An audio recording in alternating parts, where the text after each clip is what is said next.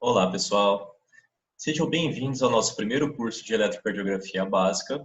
Meu nome é Igor Garcia de Oliveira e agora, neste exato momento, iremos começar a falar sobre anatomia e eletrofisiologia do sistema cardiovascular.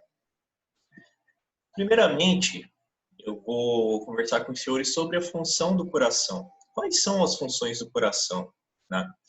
O coração é um órgão nobre, né, que é uma bomba muscular oca que tem a função de bombear sangue para todo o organismo. Então, ele é uma bomba que ele exerce uma determinada força de contração e relaxamento e provém circulação, ou seja, circulação de sangue, levando nutriente e oxigênio para as células, mantendo as funções celulares. O parâmetro da eficiência dessa contração muscular do coração, ele é quantificado pelo débito cardíaco. O que seria esse débito cardíaco? É a quantidade de sangue que o coração está ejetando por minuto, né? Então, a gente quantifica esse débito cardíaco, há técnicas para saber se o coração está realmente contraindo, mandando uma volemia adequada para o restante do organismo do animal. Qualquer mudança em seu formato pode piorar sua funcionalidade, né? Então, o coração ele tem um formato pré-definido e qualquer alteração, por exemplo, espessamento da cavidade de átrios, ventrículos, né?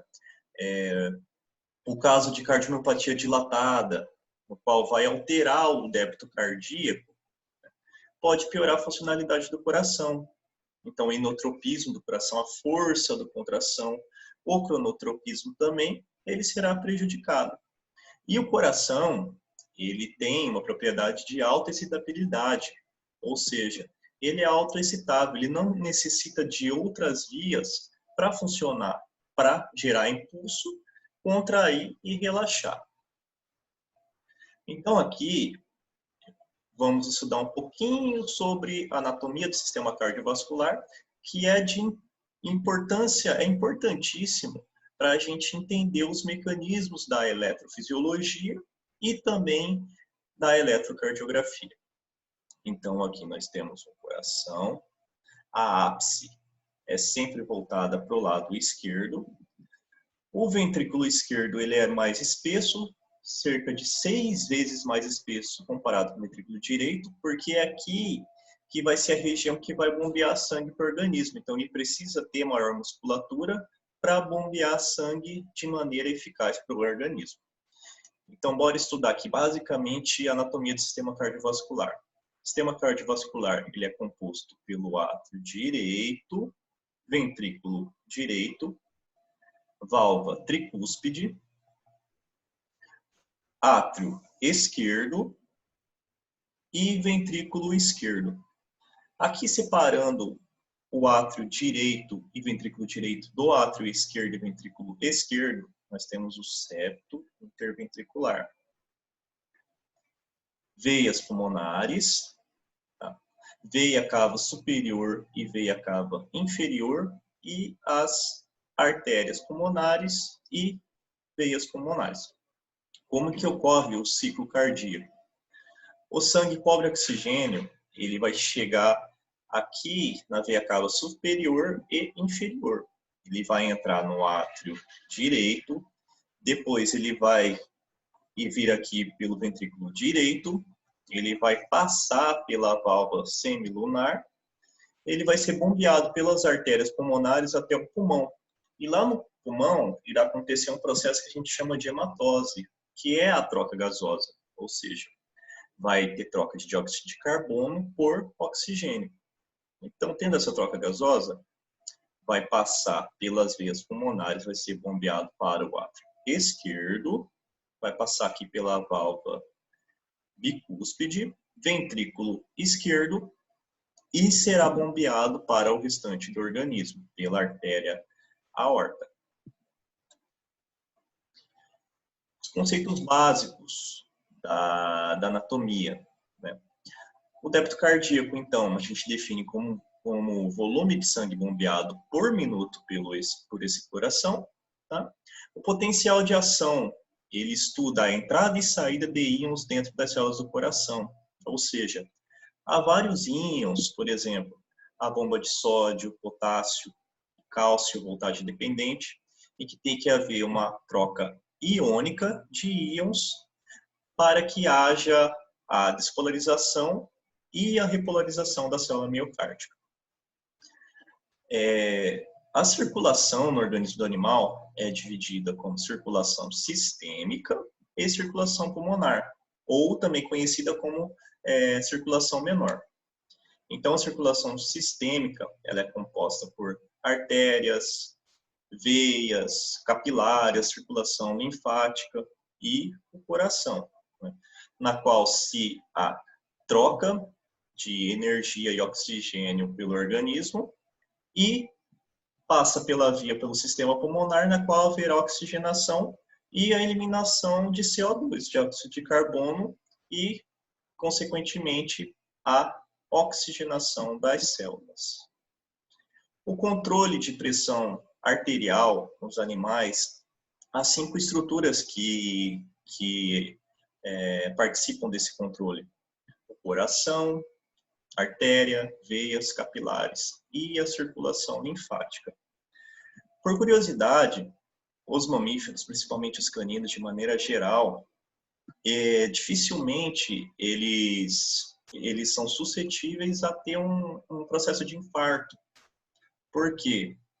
Porque ele cria uma neovascularização devido à isquemia ou processos obstrutivos, e essas estruturas de coração, artéria, veias e capilares, elas têm um mecanismo compensatório distinto, por exemplo, dos humanos, por conta dessa criação da neovascularização e o mecanismo de compensação frente à diversidade de pressão arterial, a frequência cardíaca também ela é diferente.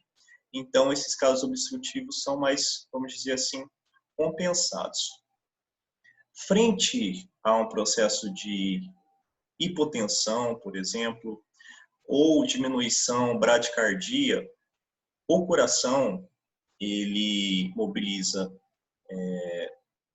a via de sistema nervoso autônomo, mobiliza estímulo, né, com catecolaminas, estímulo adrenérgico simpático, para que haja aumento da força do coração e também da frequência cardíaca, né, o controle do sistema nervoso autônomo, seja por bloqueio de nervo vago ou aumento ali do nervo vago, né, que pode haver aumento da frequência cardíaca exponencialmente ou diminuição.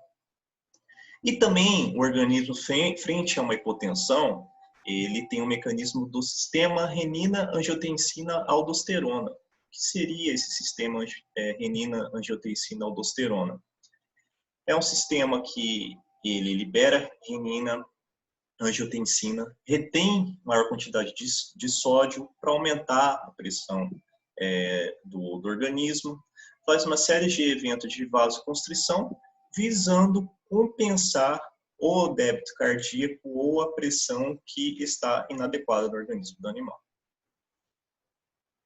Então, de maneira geral, a circulação ela é separada em circulação pulmonar e circulação sistêmica, na qual a circulação sistêmica ela é composta por artérias e veias, e a circulação pulmonar ela fica restrita à parte pulmonar, que ocorre a hematose, como foi comentado nas aulas anteriores. Então, aqui, o sangue pobre em oxigênio ele vai desembocar no átrio direito, ele vai passar pelo ventrículo direito, no pulmão vai haver a troca gasosa, ele irá voltar pela veia pulmonar para o átrio esquerdo, depois ele vai ser bombeado do ventrículo esquerdo para a circulação sistêmica. Esse ciclo é contínuo. Propriedades do coração. O coração nos mamíferos em geral, ele funciona como um sistema fechado.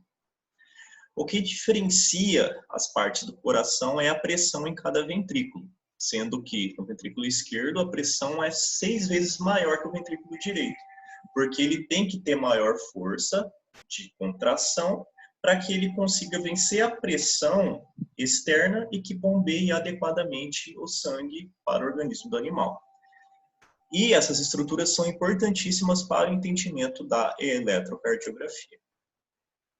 Vamos começar, então, estudando agora um pouquinho da eletrofisiologia e anatomia. Então, o coração, ele tem diversas vias nas quais se propaga o estímulo elétrico dentro do coração, e essa estrutura aqui equivale a 10% de toda a estrutura aqui dos átrios do coração de maneira geral.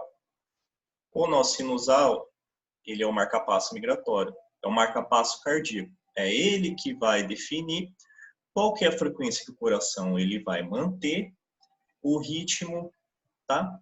Então aqui ele é a parte mais sensível e ele é ativado primeiro, na qual o estímulo passa pelas vias internodais, ele vai passar pelo nó atrioventricular, feixe de His, ramo esquerdo e ramo direito do ramo de His, e fibras de Purkinje, tá? Então, a despolarização é uma despolarização do tipo vetorial, que vem aqui do nó sinoatrial até os ventrículos, e o coração ele se contrai de forma, vem o estímulo da ápice para a base, ou seja, o coração ele se contrai em forma de espiral, torcendo, para que facilite ali a entrada e saída de sangue. Então aqui a gente pode ver, logo abaixo da veia cava superior, o nó sinoatrial, nó atrioventricular, feixe atrioventricular de His. O ramo esquerdo do feixe, ele é composto pelo fascículo anterior e fascículo posterior. Já o ramo direito, ele é composto por uma única estrutura. Então, a eletrofisiologia cardíaca do coração, a gente vai estudar um pouquinho da formação do impulso. O impulso, ele emerge primeiramente no nó sinusal ou nó sinoatrial. Assim que temos o ritmo, que é denominado ritmo sinusal do coração do animal. Se o ritmo ele está nascendo, por exemplo, no nó atrioventricular, é um ritmo que não é sinusal, ou seja, não está surgindo ali do nó sinusal ou sinoatrial. Os tecidos de condução que são envolvidos no processo, eles são extremamente especializados para a transmissão do impulso elétrico, que irão garantir o impulso do átrio para o restante do coração. E é importante a gente saber que essas estruturas elas não se contraem, porque elas não têm actina e miosina, diferente de outras partes do coração. Então, são estruturas que servem somente para propagar o estímulo para o restante do coração. O coração, como foi debatido nos slides anteriores, ele pode gerar o estímulo sozinho, sendo que o nó sinusal ele é o mais rápido comparado com o nó atrioventricular. Porém, frente a algumas patologias, o nó atrioventricular ele pode assumir temporariamente a função para manter a função ventricular na ausência da função atrial, mantendo-se a volemia, a circulação temporária do organismo. É um mecanismo de compensação. O nó sinusal, ele é o mais rápido. A tendência sempre é ele a despolarizar primeiro do que o nó atrioventricular ou outras estruturas adjacentes ali, que são também autoexcitáveis. Tá? Então, vamos debater um pouquinho sobre o potencial de ação e o potencial de repouso. O potencial de ação é uma forma de guardar energia. Então, a energia é guardada em determinada estrutura cardíaca e, por algum motivo, algum estímulo, seja extrínseco ou intrínseco, o coração ele vai começar a despolarizar. As células elas irão criar um desequilíbrio eletrolítico para propagar o impulso, o estímulo elétrico cardíaco. Né? E a finalidade é manter a contração ou seja, a despolarização de átrio, ventrículo, a condução do impulso de maneira eficaz e a geração de impulsos para o tecido do coração. Ou seja, esse estímulo tem que percorrer toda aquela via de nó sinoatrial, átrio ventricular, sistema His-Purkinje, para que haja a contração e a repolarização adequada no coração do animal. Vamos agora debater um pouquinho de conceitos de biofísica para a gente entender como que funciona esse processo, né? O transporte ativo, ele há gasto de energia. E o transporte passivo, como a gente sabe lá nos conceitos de biofísica, que não há gasto de energia, ou seja, é um processo que ele é passivo. Já o gradiente eletroquímico, ele é composto por proteínas que são localizadas na célula, que permitem a passagem de íons específicos. No caso, no coração, ele tem os sistemas de canal de sódio, potássio e cálcio, que são voltagem independente. Ou seja, vai haver uma troca de potencial, um meio irá ficar, por exemplo, mais positivo e outro meio mais negativo, para que haja influxo e a troca de sódio, potássio e cálcio para auxiliar a haver a despolarização e a repolarização de membrana. Os eletrólitos que contribuem para o gradiente elétrico são o potássio. A concentração do potássio é de 30 a 50 vezes maior no interior da célula em repouso, né? O potássio ele mantém o limiar de repolarização de membrana, né? Ele mantém ali estável até haver um novo estímulo para haver o influxo de sódio e assim permitir que haja a contração, a despolarização e a repolarização do coração. O sódio, a concentração do sódio é 10 vezes maior fora da célula. Olha a comparação do sódio com o potássio. Então, potássio, a maior quantidade na célula. E já o cálcio, a concentração maior fora do meio celular.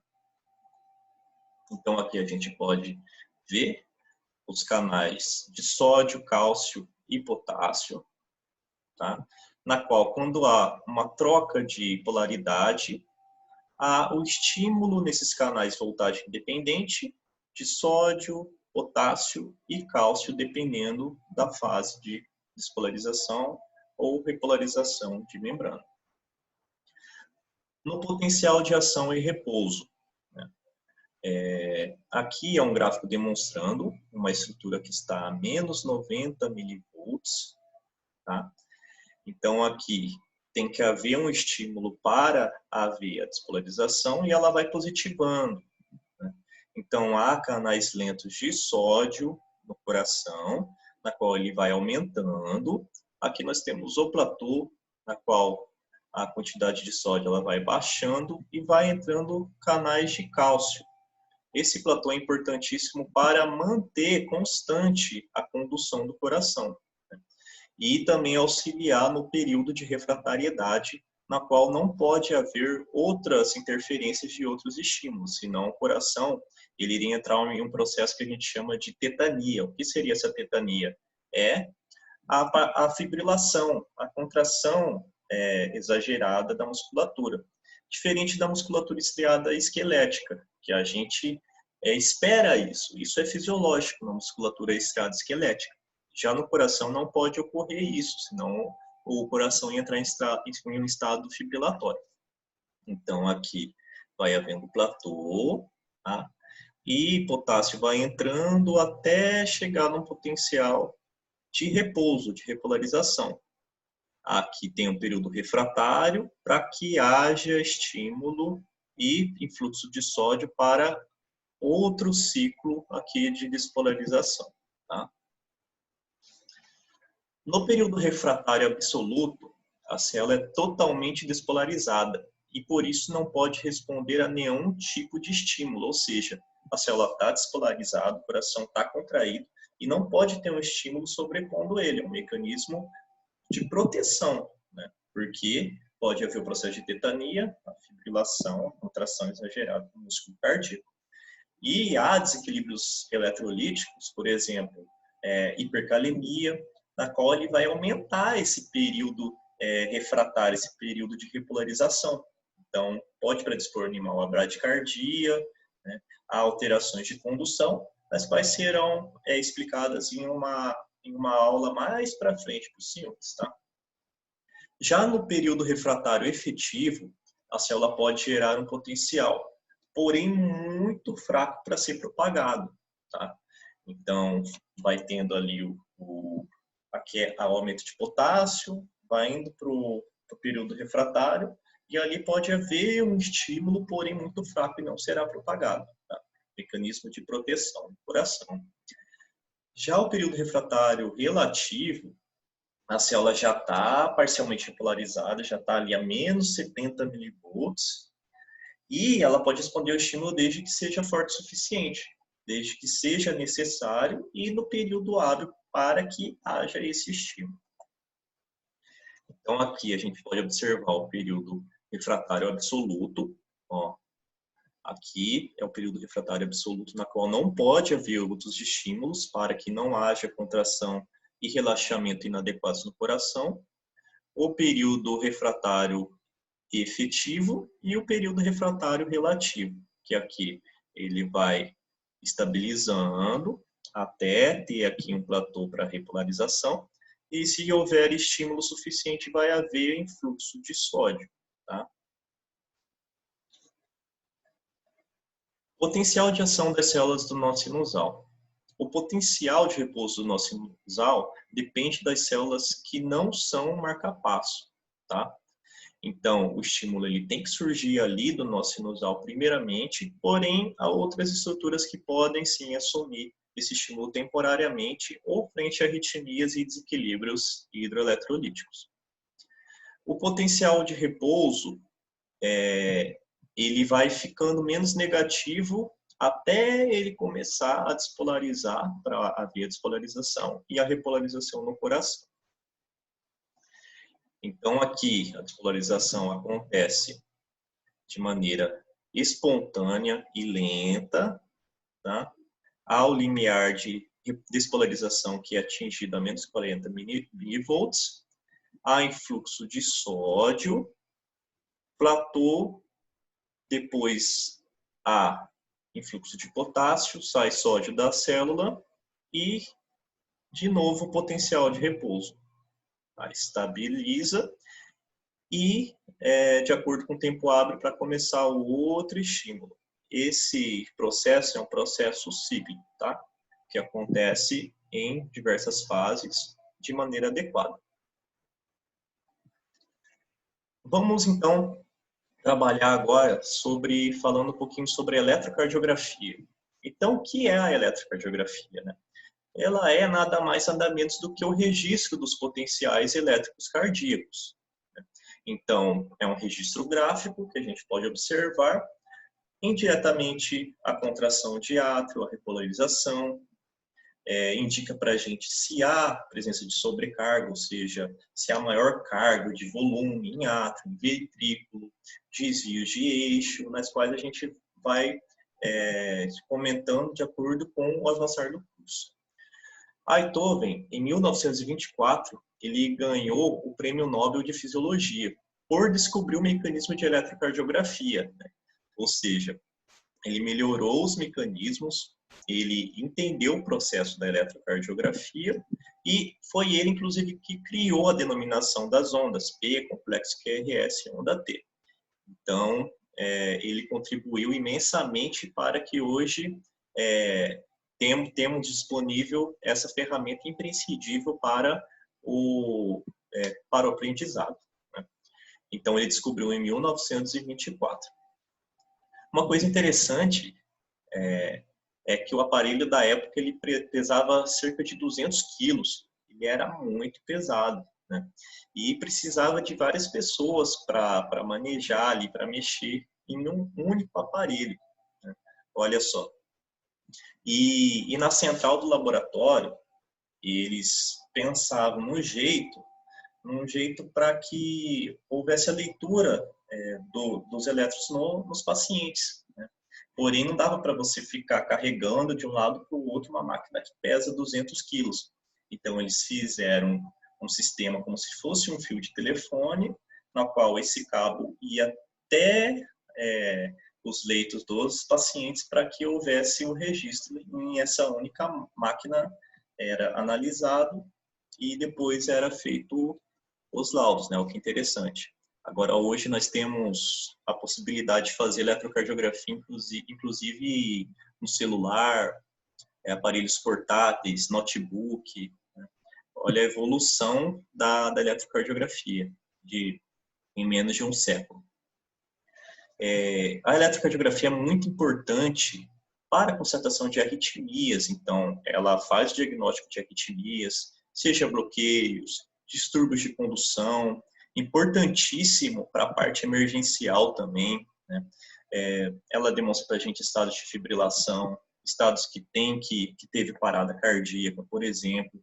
A monitorização anestésica, né, que a gente prevê intercorrências, como, por exemplo, uma bradicardia por estímulo vagal, estímulo cirúrgico, na qual você vê clinicamente que o animal está com a mucosa mais pálida, por exemplo, né, e você tem que intervir com anticolinérgico, com uma atropina, para aumentar essa frequência cardíaca, ou com inotrópico positivo para aumentar a força de contração e melhorar o débito cardíaco.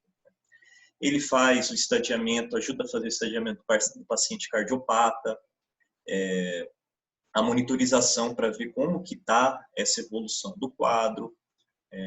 Tem também o sistema de Holter, que faz o monitoramento 24 horas do paciente, na qual, por exemplo, um determinado paciente que tem um distúrbio, uma doença do nó sinusal, na qual não há aquela formação da onda P, que é RST. Então, ele tem uma parada sinusal e a gente não consegue diagnosticar fazendo um exame simples de eletrocardiografia.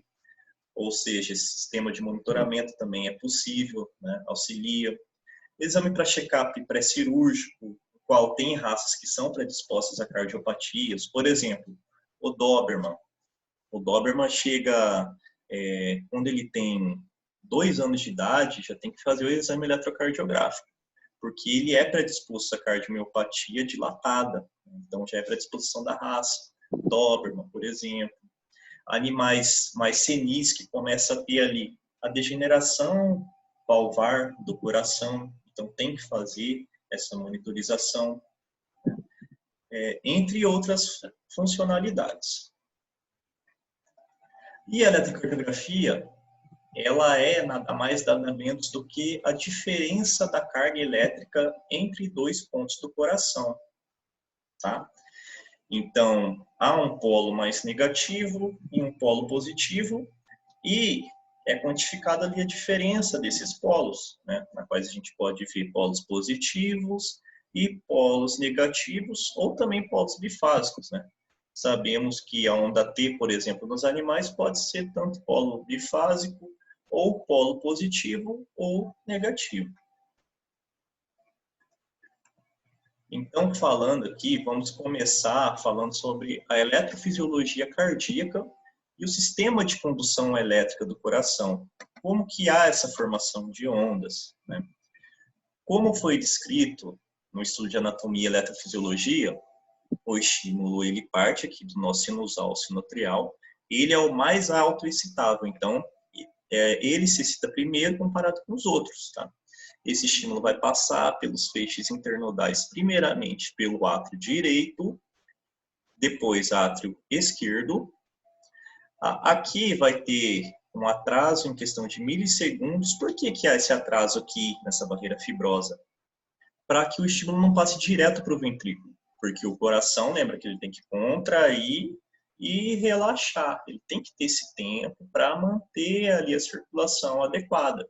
Então, há um atraso em milissegundos, aí depois passa para o nó átrio ventricular, sistema de His-Purkinje, ramo esquerdo e ramo direito, tá? Para que o estímulo passe da ápice para a base, para que o ventrículo se contraia e para que também ele possa relaxar, tá? Então, como que a gente vê no traçado eletrocardiográfico? A onda P, ela equivale à despolarização de átrio. Então, aqui, do nó sinoatrial, vai ter despolarização de átrio. A amplitude está correlacionada com o átrio direito. e a duração com o átrio esquerdo. Então, onda P, contração de átrio, despolarização atrial. Logo após, a gente vê o complexo QRS. QRS é de despolarização de ventrículo, ou seja, o ventrículo ele vai se contrair, tá? Aqui, da ápice para a base, e depois ele tem que relaxar. No caso aqui, a gente não vê a parte de relaxamento de átrio, porque essa onda aqui grande, ela sobrepõe aqui o relaxamento, a ondinha de relaxamento de átrio. Então, a gente não consegue observar aqui nesse traçado, tá? Mas só que ela ocorre junto aqui, ou aqui nessa parte, tá? Lembrando que o feixe de Rhys, ele tem o hemifascículo anterior e o posterior. E já o ramo direito, ele só tem uma estrutura aqui, diferente do ramo esquerdo, tá? A despolarização é um tipo de despolarização que a gente chama que é vetorial, ou seja, ela vem nesse sentido aqui. E é a derivação mais comum que a gente utiliza, que é a derivação D2, que pega essa parte aqui do nosso sinoatrial até a parte aqui do ventrículo esquerdo, que é a maior massa, tá?